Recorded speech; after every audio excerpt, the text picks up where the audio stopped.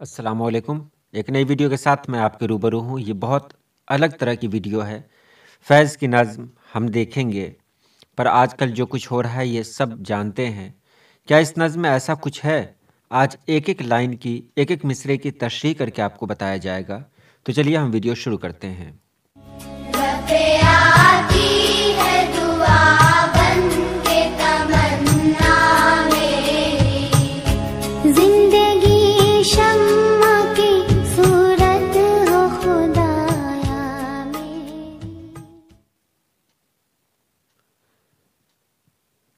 सबसे पहले इस नज़्म के बारे में मैं आपको बता दूं, ये फैज़ अहमद फैज़ की लिखी हुई मशहूर नज़्म है। और फैज़ अहमद फैज़ कम्युनिस्ट थे, यानी उनको खुदा पर भी यकीन नहीं था। कम्युनिस्ट का मतलब ही वही होता है, यकीन हो ये अलग बात है, लेकिन कम्युनिस्ट वाले जो होते हैं वो खुदा पे यकीन नहीं रखते हैं। ये नज़्म जो उन्होंने लिखी थी, ये नज़्म आप देखें, एक एक लाइन पढ़ के मैं बता रहा हूँ आपको, तब आपको समझ में आ जाएगा कि ये नज़्म किस तरह की है। हम देखेंगे, लाजिम है कि हम भी देखेंगे। लाजिम का जो लफ्ज़ यहाँ लाया गया है, लाजिम माने अनिवार्य, यानी कंपलसरी, यानी ज़रूरी है। ये बहुत कन्फर्म है कि हम इसको देखेंगे ही। वो दिन के जिसका वादा है, उस दिन का वादा जिसका वादा किया गया है, वो दिन हम ज़रूर देखेंगे। जो लौहे अज़ल में लिखा है, जो हमारे मुक़द्दर में लिखा है, जो शुरू से लिखा हुआ है। जब जुल्म सितम के कोहे गिरा रूई की तरह उड़ जाएंगे, यानी जुल्म सितम के जो पहाड़ हैं, ऊंचे ऊंचे पहाड़ हैं, भारी भरकम पहाड़ हैं, ये सारे पहाड़ रूई की तरह उड़ जाएंगे। हम महकूमों के पांव तले जब धरती धड़ धड़ धड़केगी। महकूम कहते हैं, महकूम आप जानते ही हैं, इसमें मफ़ऊल है, यानी हाकिम होते हैं जो हुक्म देते हैं, और महकूम जो हुक्म को मानते हैं या जो जिस पर हुक्म किया जाता है, जिसको हुक्म दिया जाता है। तो हम जो महकूम हैं, हमारे पाँव से ये ज़मीन धड़केगी। एक दिन ऐसा ज़रूर आएगा।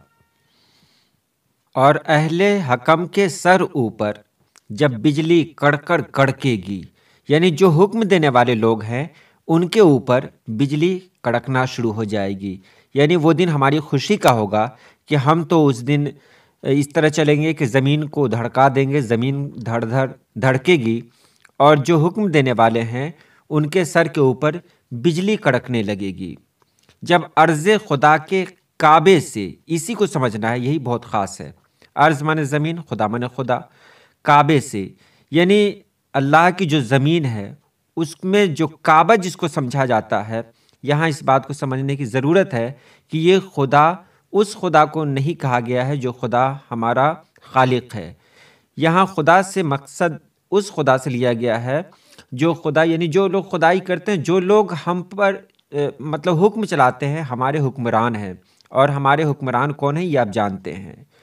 तो जो ज़मीन है, हुक्मरानों की ज़मीन है, और जो उनका काबा है, यानी कि उनका जो पार्लियामेंट है, उनका जो इलाका है जहाँ से वो लोग हुक्म चलाए जाते हैं, हुक्म चलाते हैं, काबे से सब बुत उठवाए जाएंगे। बुत का मतलब क्या होता है? बुत को निगेटिव यहाँ लिया गया है। बुत का मतलब उसको कहा जाता है कि जो चीज़, मतलब बुत एक ऐसी चीज़ है जो किसी भी चीज़ को खामोशी के साथ देखती रहती है, उसमें कोई हरकत नहीं होती। तो आज जो हालात है हमारे मुल्क के, कि कुछ लोग ऐसे हैं जो अपने आप को खुदा समझ रहे हैं, और उनका जो काबा है, यानी जो पार्लियामेंट है, वहाँ से जो हुक्म चला रहे हैं, वहाँ जो बुत बने हुए लोग देख रहे हैं, बुत बने हुए लोग जो ये सारे फैसले को सुन रहे हैं, उस पर कोई उनका रिएक्शन नहीं हो रहा है। एक दौर ऐसा आएगा कि वो सारे बुत वहाँ से उठवाए जाएंगे। वो सारे लोग जो आज चुपचाप ये सारा तमाशा देख रहे हैं, वो सब वहाँ से एक दिन उठवा दिए जाएंगे। हम अहले सफ़ा मरदूद हरम, देखिए यहाँ पे क्या लफ्ज़ इस्तेमाल किया गया है कि हम सफ़ा वाले, मरदूद हरम यानी हरम से निकाले गए लोग। हरम का इस्तेमाल तो होता है, आप जानते ही, हरम तो खाना काबा को कहा जाता है, लेकिन यहाँ वो मकसद नहीं है।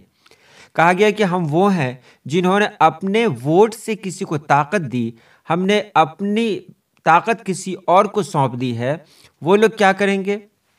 मसनद पे बिठाए जाएंगे। एक दौर ऐसा भी आएगा کہ مسند پہ ہم لوگ بیٹھیں گے جو آج ان کے نزدیک میں باہر کر دیے گئے ہیں، یا باہر کرنے کے لیے ان لوگوں نے جو تحریکیں چلائی ہیں، یہ سارے لوگ جو باہر ہونے والے ہیں، یہ سب لوگ ایک دور ایسا آئے گا کہ یہ لوگ مسند پہ بیٹھائے جائیں گے، یعنی سماج کے دبے کچلے لوگ جن کی کوئی اہمیت نہیں ہے، وہ لوگ ایک دن مسند پہ بیٹھائے جائیں گے، یعنی ان کی حکومت ہو جائے گی۔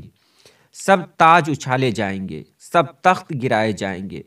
جو تاج والے ہیں یہ آج تو تاج والے ہیں، لیکن آنے والے دور میں ان کا تاج نہیں بچے گا، یہ تاج اچھالے جائیں گے، اور وہ تخت جس پر وہ بیٹھے ہوئے ہیں وہ تخت بھی ایک نہ ایک دن گرا دیا جائے گا۔ آگے ہے، بس نام رہے گا اللہ کا جو غائب بھی ہے حاضر بھی۔ اب یہاں اللہ کو لوگوں نے اس کو لے لیا ہے، اللہ کو کچھ غلط مطلب نکالنا ہے اس کا کہ اللہ کا نام یہاں کیوں آیا۔ تو اس کے لیے آپ کو گاندھی جی کا وہ جو بھجن پڑھتے تھے کہ ایشور اللہ تیرو نام سب کو سنمتی دے بھگوان، شاید آج ہی کے لیے کہا گیا تھا کہ سب کو اتنا ہوش دے دے کہ سب سمجھنے لگے کہ ایشور وہی ہے، اللہ وہی ہے، ہم الگ الگ ناموں سے جانتے ہیں۔ ہو سکتا ہے میں جو کچھ کہہ رہا ہوں اس سے کچھ مسلمان دوستوں کو بھی تکلیف ہو سکتی ہے، لیکن ایک بات میں بتا دوں کہ خالق تو ایک ہی ہے۔ تو جب آپ خالق ایک کہہ سکتے ہیں، پیدا کرنے والا ایک ہی ہے، اسی نے ہندو کو بھی پیدا کیا، مسلمانوں کو پیدا کیا، سکھ عیسائی سبھی کو اسی نے پیدا کیا، اسی خالق کو کوئی بھگوان کہتے ہیں، کوئی گاڈ کہتے ہیں، کوئی الگ الگ ناموں سے پکارتے ہیں۔ تو اگر خالق کے بارے میں بات کیا جائے تو بس نام اسی خالق کا رہے گا جو خالق جس خالق نے ہم کو پیدا کیا ہے، تو بس نام رہے گا، اسی خالق کا نام رہے گا، اسی سرجن کرتا کا نام رہے گا، سرجن ہار کا نام رہے گا، جس نے ہم لوگوں کو پیدا کیا ہے، جو غائب بھی ہے حاضر بھی۔ جو غائب بھی ہے یعنی اللہ دکھائی بھی نہیں دے رہا ہے، یا بھگوان کے بارے میں بات کریں وہ دکھائی نہیں دے رہا ہے لیکن وہ ہر جگہ موجود ہے۔ تو اگر اللہ کے بارے میں یہاں بات کر رہے ہیں تو اللہ غائب بھی ہے، یعنی ہم اس کو چاہیں دیکھنا تو دیکھ نہیں سکتے ہیں، لیکن وہ ہر جگہ موجود ہے، جو منظر بھی ہے ناظر بھی، یعنی جو خود ایک سین ہے، جو خود ایک درشیہ ہے، اور وہی درشیہ کو دیکھنے والا بھی ہے، منظر کو دیکھنے والا بھی وہی ہے، یعنی کہ وہی ایک منظر ہے اور دیکھنے والا بھی وہی ہے، یعنی اللہ ہر جگہ موجود ہے۔